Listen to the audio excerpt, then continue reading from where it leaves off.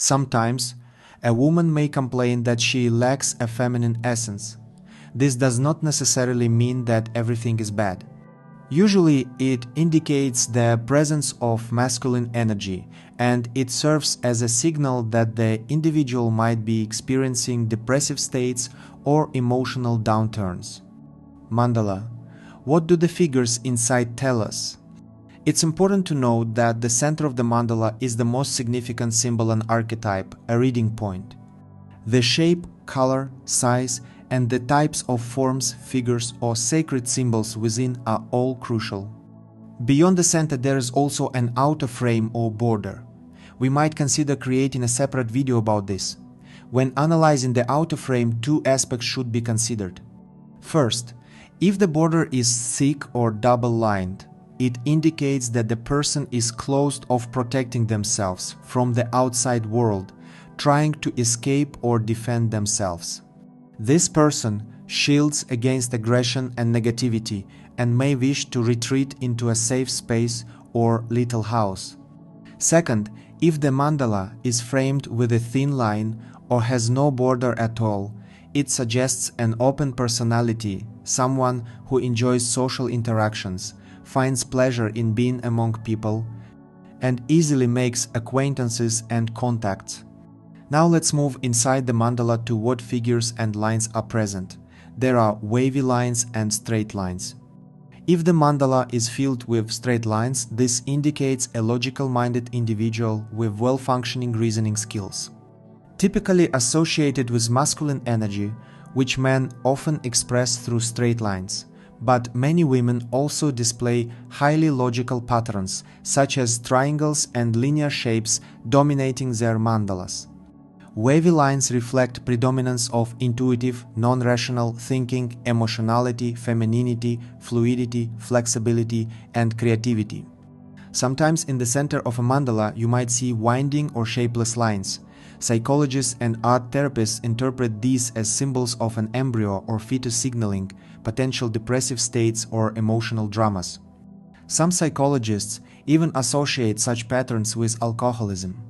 However, I believe my viewers are unlikely to be struggling with such issues.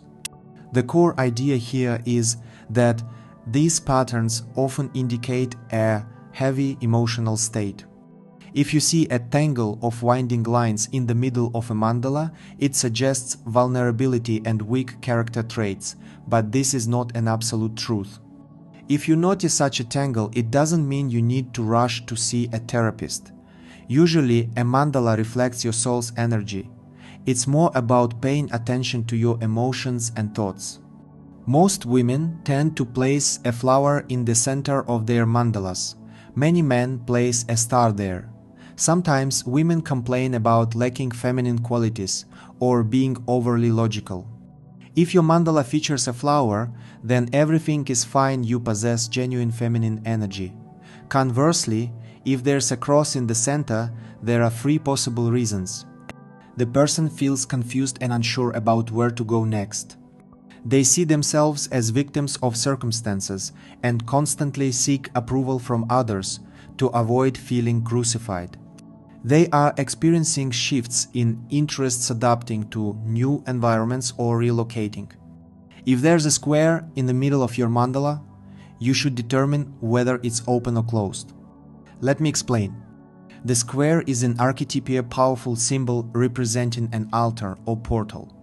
If inside the square there are open doors, this indicates personal integrity, mental health is stable. The creator of such a mandala has a certain connection with the universe and possesses heightened intuition or superintuition. Their energy flow functions well, allowing them to connect with their higher self being one's divine aspect. If the square contains no doors or visible entry, exit points, then this person is under significant stress and perceives themselves as being in danger. In such cases, corrective work on emotional and mental fields is necessary for recovery.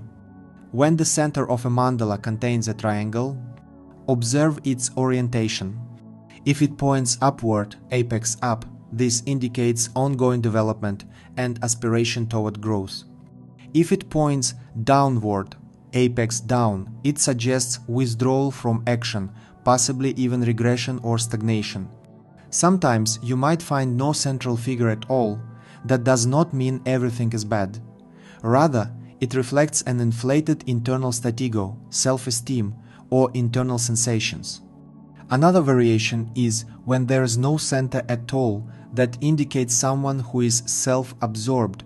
They focus inwardly and prefer not to show anything outwardly.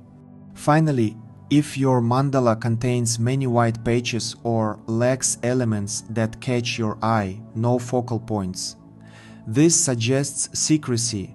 Such individuals tend to hide their emotions and avoid expressing themselves through art therapy methods when interacting with others, including therapists or consultants who ask them to draw their mandalas.